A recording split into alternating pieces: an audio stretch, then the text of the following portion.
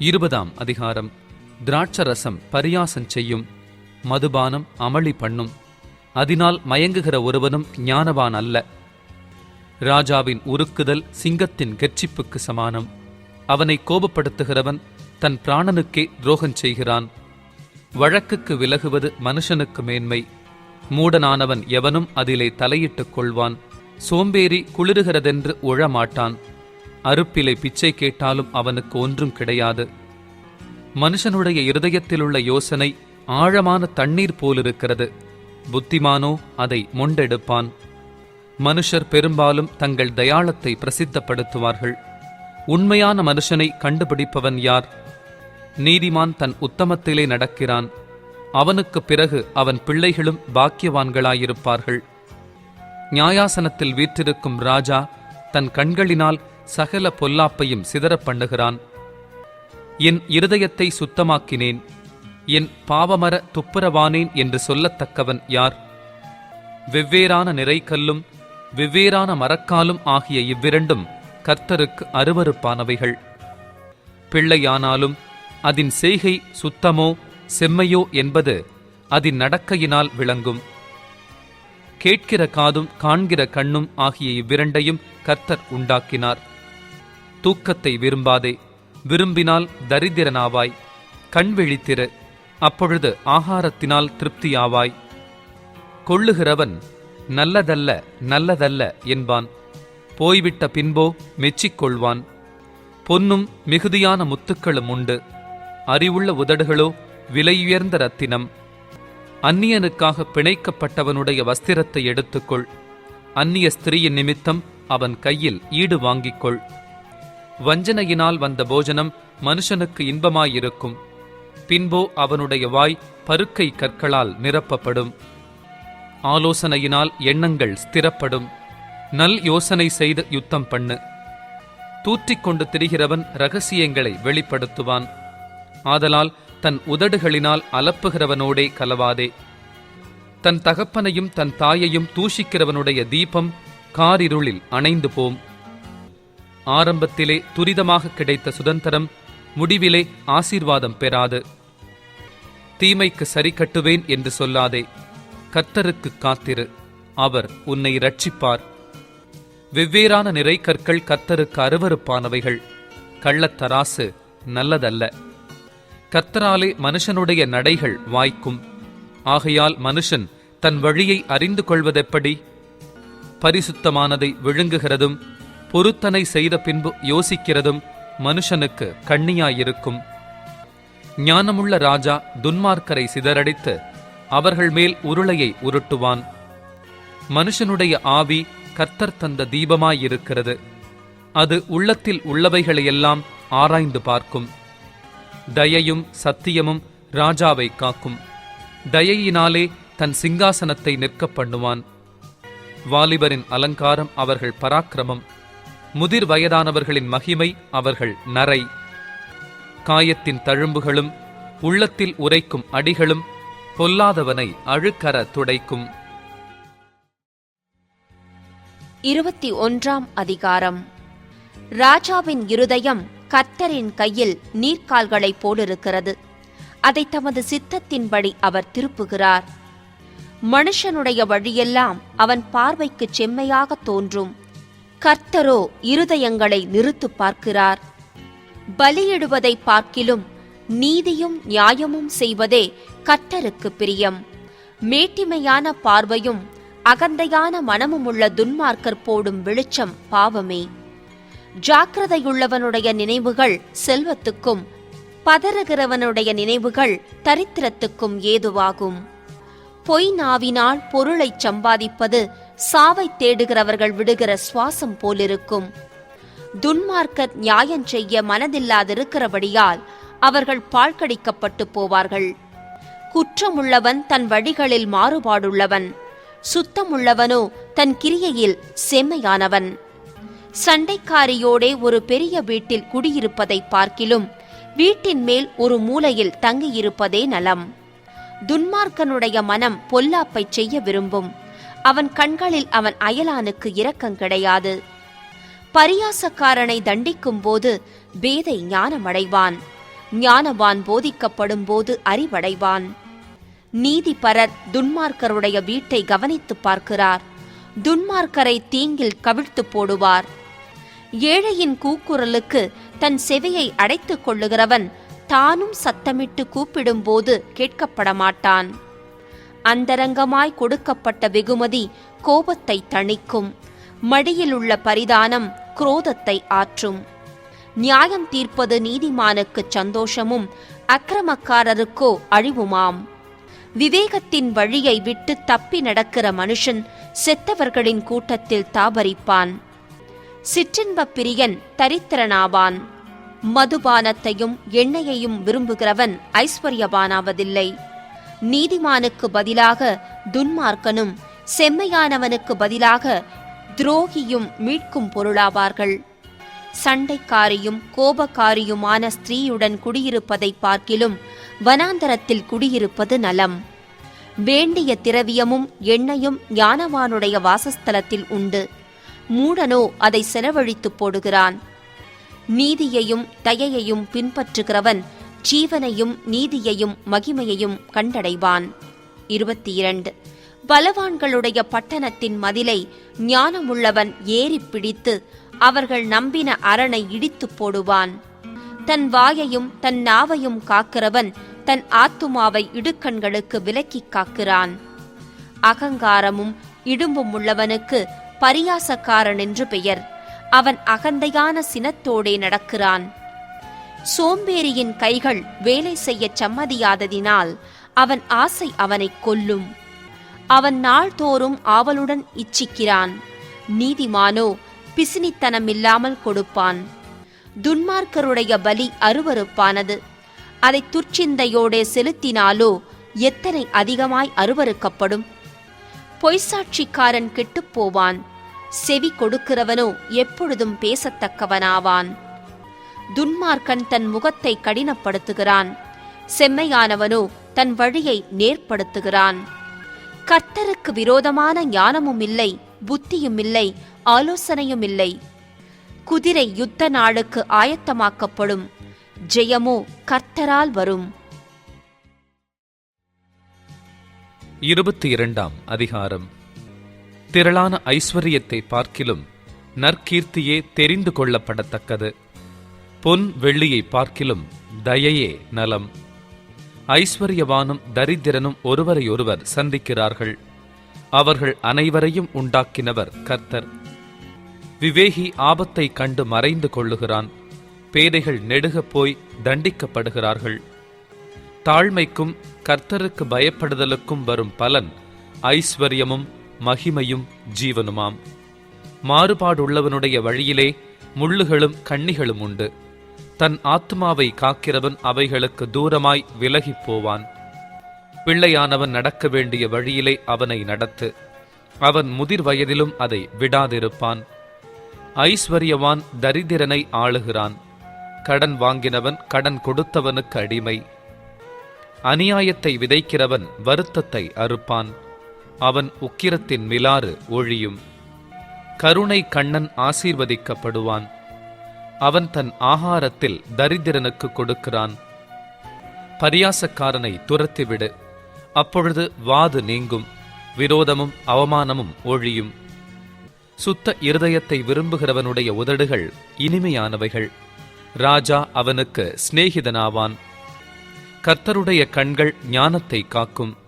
துரோகிகளின் வார்த்தைகளையோ அவர் தாறுமாறாக்குகிறார். வெளியிலே சிங்கம், வீதியிலே கொலையுண்பேன் என்று சோம்பேறி சொல்லுவான். பரஸ்திரீகளின் வாய் ஆழமான படுகுழி. கர்த்தருடைய கோபத்திற்கு ஏதுவானவன் அதிலே விழுவான். பிள்ளையின் நெஞ்சில் மதியீனம் ஒட்டியிருக்கும். அதை தண்டனையின் பிரம்பு அவனை விட்டு அகற்றும். தனக்கு அதிகம் உண்டாக தரித்திரனை ஒடுக்குகிறவன் தனக்கு குறைச்சல் உண்டாகவே ஐஸ்வர்யவானுக்கு கொடுப்பான். உன் செவியை சாய்த்து ஞானிகளுடைய வார்த்தைகளை கேட்டு என் போதகத்தை உன் இருதயத்தில் வை. அவைகளை என் உள்ளத்தில் காத்து அவைகளை என் உதடுகளில் நிலைத்திருக்க பண்ணும் போது அது இன்பமாயிருக்கும். உன் நம்பிக்கை கர்த்தர் மேல் இருக்கும்படி இன்றைய தினம் அவைகளை உனக்கு தெரியப்படுத்துகிறேன். சத்திய வார்த்தைகளின் யதார்த்தத்தை நான் உனக்கு தெரிவிக்கும் படிக்கும் நீ உன்னை அனுப்பினவர்களுக்கு சத்திய வார்த்தைகளை மறுமொழியாக சொல்லும் படிக்கும் ஆலோசனையையும் ஞானத்தையும் பற்றி நான் உனக்கு முக்கியமானவைகளை எழுதவில்லையா? ஏழையாயிருக்கிறான் என்று ஏழையை கொள்ளையிடாதே, சிறுமையானவனை நியாயஸ்தலத்தில் உபத்திரவப்படுத்தாதே. கர்த்தர் அவர்களுக்காக வழக்காடி அவர்களை கொள்ளையிடுகிறவர்களுடைய பிராணனை கொள்ளையிடுவார். கோபக்காரனுக்கு தோழனாகாதே, உக்கிரமுள்ள மனுஷனோடே நடவாதே. அப்படிச் செய்தால் நீ அவனுடைய வழிகளை கற்றுக்கொண்டு உன் ஆத்துமாவுக்கு கண்ணியை வருவிப்பாய். கையடித்து உடன்பட்டு கடனுக்காக பிணைப்படுகிறவர்களில் ஒருவனாகாதே. செலுத்த உனக்கு ஒன்றுமில்லாதிருந்தால் நீ படுத்திருக்கும் படுக்கையையும் அவன் எடுத்துக்கொள்ள வேண்டியதாகுமே. உன் பிதாக்கள் நாட்டின பூர்வ எல்லை குறியை மாற்றாதே. தன் வேலையில் ஜாக்கிரதையாயிருக்கிறவனை நீ கண்டால் அவன் நீசருக்கு முன்பாக நில்லாமல் ராஜாக்களுக்கு முன்பாக நிற்பான். 23ஆம் அதிகாரம். நீ ஒரு அதிபதியோடே போஜனம் பண்ண உட்கார்ந்தால் உனக்கு முன்பாக இருக்கிறதை நன்றாய் கவனித்துப் பார். நீ போஜன பிரியனாயிருந்தால் உன் தொண்டையிலே கத்தியை வை. அவனுடைய ருசியுள்ள பதார்த்தங்களை இச்சியாதே, அவைகள் கள்ள போஜனமாமே. ஐஸ்வர்யவானாக வேண்டுமென்று பிரயாசப்படாதே, சுயபுத்தியை சாராதே. இல்லாமற் போகும் பொருள் மேல் உன் கண்களை பறக்க விடுவானேன்? அது கழுகைப் போல சிறகுகளை தனக்கு உண்டு பண்ணிக்கொண்டு ஆகாய மார்க்கமாய் பறந்து போம். வன்கண்ணனுடைய ஆகாரத்தை புசியாதே, அவனுடைய ருசியுள்ள பதார்த்தங்களை இச்சியாதே. அவன் இருதயத்தின் நினைவு எப்படியோ அப்படியே அவன் இருக்கிறான். புசியும் பானம் பண்ணும் என்று அவன் உன்னோடே சொன்னாலும் அவன் இருதயம் உன்னோடே இராது. நீ புசித்த துணிக்கையை வாந்தி பண்ணி உன் இனிய சொற்களை இழந்து போவாய். மூடனுடைய செவிகள் கேட்கப் பேசாதே, அவன் உன் வார்த்தைகளின் ஞானத்தை அசட்டை பண்ணுவான். பூர்வ எல்லைக்குறியை மாற்றாதே, திக்கற்ற பிள்ளைகளுடைய நிலங்களை அபகரித்துக் கொள்ளாதே. அவர்களுடைய மீட்பர் வல்லவர், அவர் உன்னுடனே அவர்களுக்காக வழக்காடுவார். உன் இருதயத்தை புத்திமதிக்கும் உன் செவிகளை அறிவின் வார்த்தைகளுக்கும் சாய்ப்பாயாக. பிள்ளையை தண்டியாமல் விடாதே, அவனை பிரம்பினால் அடித்தால் அவன் சாகான். நீ பிரம்பினால் அவனை அடிக்கிறதினால் பாதாளத்துக்கு அவன் ஆத்துமாவை தப்புவிப்பாயே. என் மகனே, உன் இருதயம் ஞானமுள்ளதாயிருந்தால் என்னிலே என் இருதயம் மகிழும். உன் உதடுகள் செம்மையானவைகளை பேசினால் என் உள்ளிந்திரியங்கள் மகிழும். உன் மனதை பாவிகள் மேல் பொறாமை கொள்ள விடாதே. நீ நாடோறும் கர்த்தரை பற்றும் பயத்தோடிரு. நிச்சயமாகவே முடிவு உண்டு, உன் நம்பிக்கை வீண் போகாது. என் மகனே, நீ செவி கொடுத்து ஞானமடைந்து உன் இருதயத்தை நல்வழியிலே நடத்து. மதுபான பிரியரையும் மாம்ச பெருந்தீனிக்காரரையும் சேராதே. குடியனும் போஜன பிரியனும் தரித்திரராவார்கள். தூக்கம் கந்தைகளை உடுத்துவிக்கும். உன்னை பெற்ற தகப்பனுக்குச் செவி கொடு. உன் தாய் வயது சென்றவளாகும் போது அவளை அசட்டை பண்ணாதே.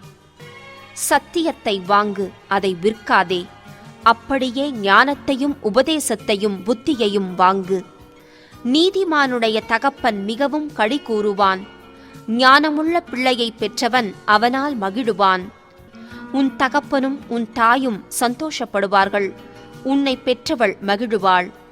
என் மகனே, உன் இருதயத்தை எனக்குத்தா, உன் கண்கள் என் வழிகளை நோக்குவதாக.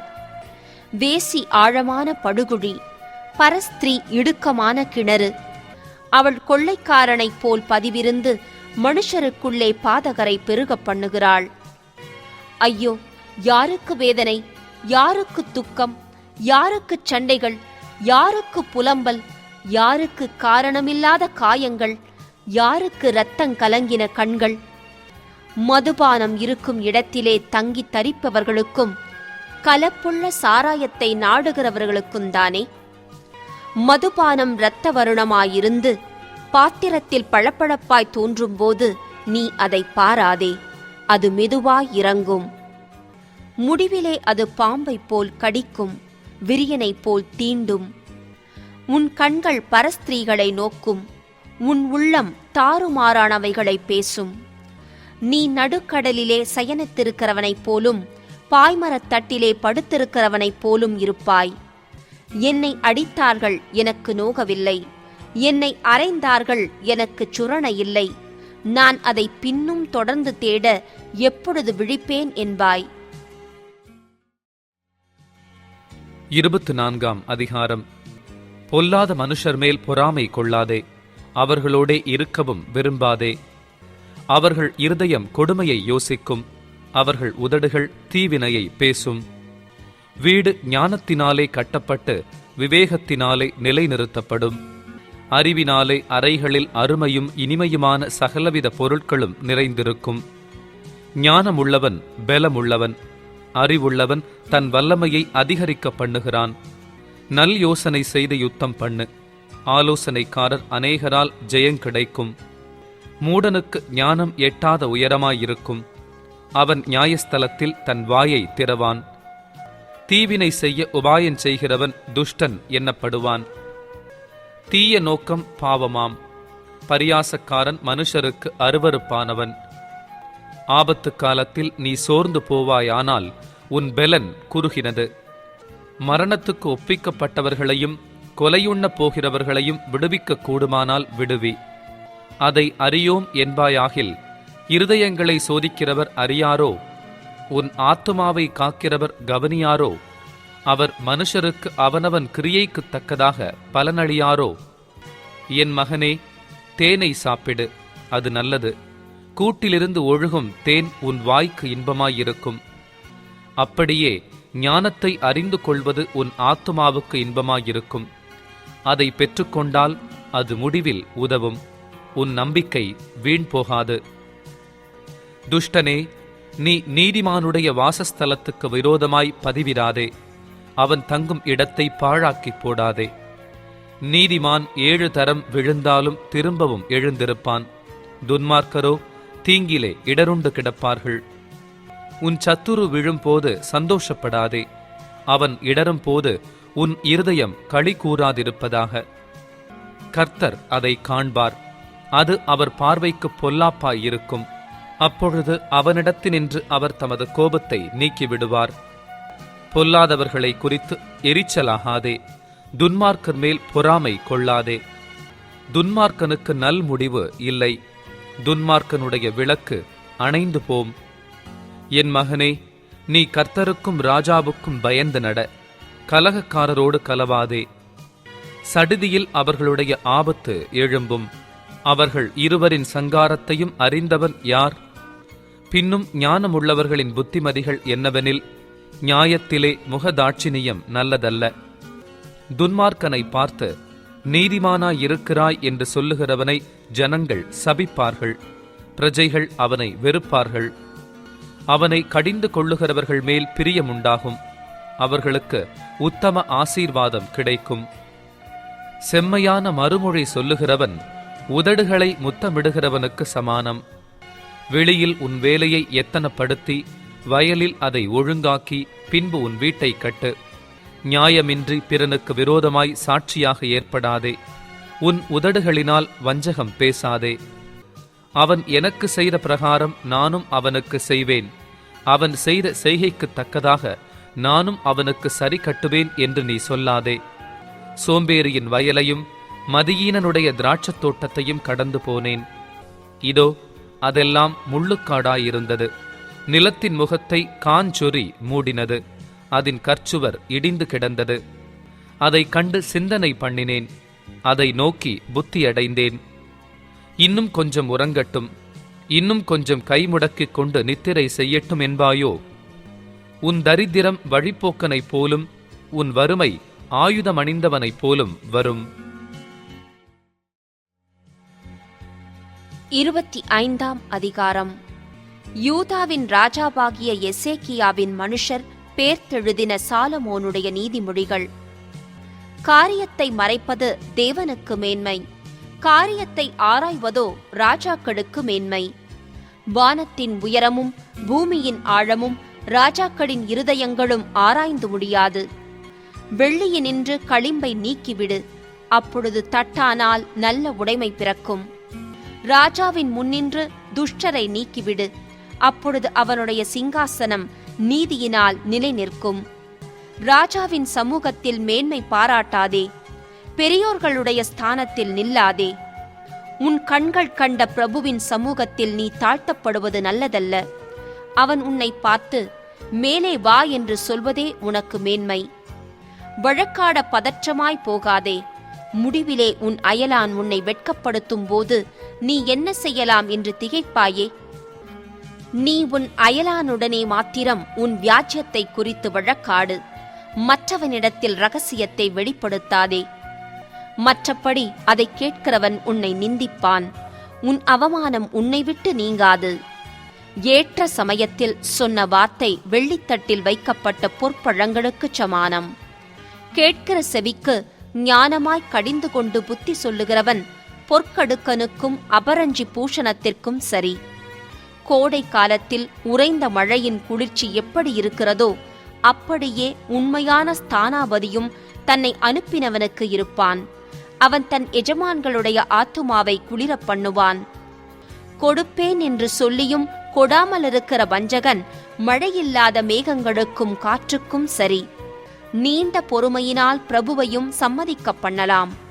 இனிய நாவு எலும்பையும் நொறுக்கும். தேனை கண்டுபிடித்தாயானால் மட்டாய்ச் சாப்பிடு, மிதமிஞ்சிச் சாப்பிட்டால் வாந்தி பண்ணுவாய். உன் அயலான் சலித்து உன்னை வெறுக்காதபடிக்கு அடிக்கடி அவன் வீட்டில் கால் வைக்காதே. பிறனுக்கு விரோதமாய் பொய்சாட்சி சொல்லுகிற மனுஷன் தண்டாயுதத்துக்கும் கட்கத்துக்கும் கூர்மையான அம்புக்கும் ஒப்பானவன். ஆபத்து காலத்தில் துரோகியை நம்புவது உடைந்த பல்லுக்கும் மொழி புரண்ட காலுக்கும் சமானம். மனதுக்கமுள்ளவனுக்கு பாட்டுகளை பாடுகிறவன் குளிர்காலத்தில் வஸ்திரத்தை களைகிறவனைப் போலவும் வெடியுப்பின் மேல் வார்த்த காடியைப் போலவும் இருப்பான். உன் சத்துரு பசியாயிருந்தால் அவனுக்கு புசிக்க ஆகாரம் கொடு, அவன் தாகமாயிருந்தால் குடிக்க தண்ணீர் கொடு. அதனால் நீ அவன் தலையில் மேல் எரிகிற தழல்களை குவிப்பாய். கர்த்தர் உனக்கு பலனளிப்பார். வடகாற்று மழையையும் புறங்கூறுகிற நாவு கோபமுகத்தையும் பிறப்பிக்கும். சண்டைக்காரியோடே ஒரு பெரிய வீட்டில் குடியிருப்பதை பார்க்கிலும் வீட்டின் மேல் ஒரு மூலையில் தங்குவதே நலம். தூர தேசத்திலிருந்து வரும் நற்செய்தி விடாய்த்த ஆத்மாவுக்கு கிடைக்கும் குளிர்ந்த தண்ணீருக்குச் சமானம். துன்மார்க்கருக்கு முன்பாக நீதிமான் தள்ளாடுவது கலங்கின கிணற்றுக்கும் கெட்டுப்போன சுனைக்கும் ஒப்பாகும். தேனை மிகுதியாய் உண்பது நல்லதல்ல, தற்புகழை நாடுவதும் புகழல்ல. தன் ஆவியை அடக்காத மனுஷன் மதிலிடிந்த பாழான பட்டணம் போலிருக்கிறான். 26ஆம் அதிகாரம். உஷ்ண காலத்திலே உறைந்த பனியும் அறுப்பு காலத்திலே மழையும் தகாதது போல மூடனுக்கு மகிமை தகாது. அடைக்கலான் குருவி அலைந்து போவது போலும் தகைவிலான் குருவி பறந்து போவது போலும் காரணமில்லாமல் இட்ட சாபம் தங்காது. குதிரைக்கு சவுக்கும் கழுதைக்கு கடிவாளமும் மூடனுடைய முதுகுக்கு பிரம்பும் ஏற்றது. மூடனுக்கு அவன் மதியினத்தின்படி மறு உத்தரவு கொடாதே, கொடுத்தால் நீயும் அவனைப் போலாவாய். மூடனுக்கு அவன் மதியீனத்தின்படி மறு உத்தரவு கொடு, கொடாவிட்டால் அவன் தன் பார்வைக்கு ஞானியாயிருப்பான். மூடன் கையிலே செய்தி அனுப்புகிறவன் தன் கால்களையே தரித்து கொண்டு நஷ்டத்தை அடைகிறான். நொண்டியின் கால்கள் குந்தி குந்தி நடக்கும், அப்படியே மூடரின் வாயிலுள்ள உவமை சொல்லும் குந்தும். மூடனுக்கு கனத்தை கொடுக்கிறவன் கவனிலே கல்லை கட்டுகிறவன் போலிருப்பான். மூடன் வாயில் அகப்பட்ட பழமொழி வெறியன் கையில் அகப்பட்ட முள்ளு. பெலத்தவன் அனைவரையும் நோகப்பண்ணி மூடனையும் வேலை கொள்ளுகிறான், மீறி நடக்கிறவர்களையும் வேலை கொள்ளுகிறான். நாயானது தான் கக்கினதை தின்னும்படி திரும்புவது போல மூடனும் தன் மூடத்தனத்துக்கு திரும்புகிறான். தன் பார்வைக்கு ஞானியாயிருப்பவனை கண்டாயானால் அவனை பார்க்கிலும் மூடனை குறித்து அதிக நம்பிக்கையாயிருக்கலாம். வழியிலே சிங்கம் இருக்கும், நடு வீதியிலே சிங்கம் இருக்கும் என்று சோம்பேறி சொல்லுவான். கதவு கீழ் முளையில் ஆடுகிறது போல சோம்பேறியும் படுக்கையில் ஆடிக்கொண்டிருக்கிறான். சோம்பேறி தன் கையை கலத்திலே வைத்து அதை தன் வாய்க்கு திரும்ப எடுக்க வருத்தப்படுகிறான். புத்தியுள்ள மறு உத்தரவு சொல்லத்தகும் 7 பேரை பார்க்கிலும் சோம்பேறி தன் பார்வைக்கு அதிக ஞானமுள்ளவன். வழியே போகையில் தனக்கடாத வழக்கில் தலையிடுகிறவன் நாயை காதை பிடித்திழுக்கிறவனைப் போலிருக்கிறான். கொள்ளிகளையும் அம்புகளையும் சாவுக்கேதுவானவைகளையும் எரிகிற பைத்தியக்காரன் எப்படி இருக்கிறானோ அப்படியே தனக்கடுத்தவனை வஞ்சித்து நான் விளையாட்டுக்கல்லவோ செய்தேன் என்று சொல்லுகிற மனுஷனும் இருக்கிறான். விறகில்லாமல் நெருப்பு அவியும், கோள் சொல்லுகிறவன் இல்லாமல் சண்டை அடங்கும். கரிகள் தழலுக்கும் விறகு நெருப்புக்கும் ஏதுவானது போல வாது பிரியன் சண்டைகளை மூட்டுகிறதற்கு ஏதுவானவன். கோள்காரனுடைய வார்த்தைகள் விளையாட்டு போலிருக்கும், ஆனாலும் அவைகள் உள்ளத்திற்குள் தைக்கும். நேச அனலை காண்பிக்கிற உதடுகளோடு கூடிய தீய நெஞ்சம் வெள்ளிப்பூச்சு பூசிய ஓட்டை போலிருக்கும். பகைஞன் தன் உள்ளத்தில் கபடத்தை மறைத்து தன் உதடுகளினால் சூது பேசுகிறான். அவன் இதம் பேசினாலும் அவனை நம்பாதே, அவன் இருதயத்தில் 7 அருவருப்புகள் உண்டு. பகையை வஞ்சகமாய் மறைத்து வைக்கிறவனெவனோ அவனுடைய புல்லாங்கு மகா சபையிலே வெளிப்படுத்தப்படும். படுகுழியை வெட்டுகிறவன் தானே அதில் விழுவான். கல்லை புரட்டுகிறவன் மேல் அந்த கல் திரும்ப விழும். கள்ள நாவு தன்னால் கிளேசப்பட்டவர்களை பகைக்கும். இச்சகம் பேசும் வாய் அழிவை உண்டு பண்ணும்.